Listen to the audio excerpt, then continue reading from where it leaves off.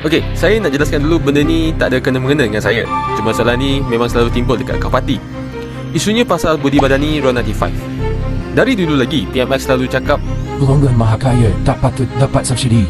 Subsidi sepatutnya kurangkan 2020 bukan B40 dan N40.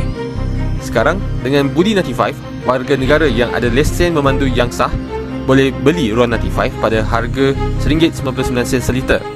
Tapi ada had 300 liter sebulan. Persoalannya, ini masih nampak macam subsidi pukul rata, belum betul-betul disasar.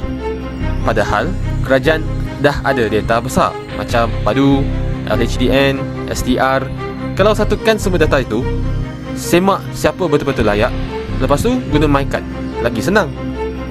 Cuba kita dengar apa yang dibicara bekas Menteri Ekonomi YB Rafizi Ramli pasal cabaran mekanisme ini.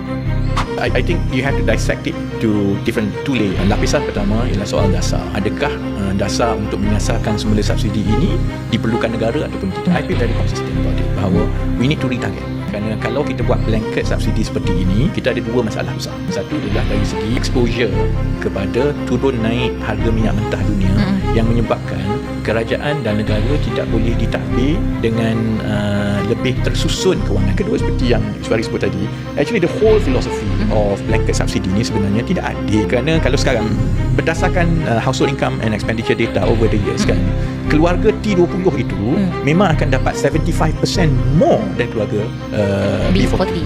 Sebab dia lagi banyak kereta dan dia lagi mampu.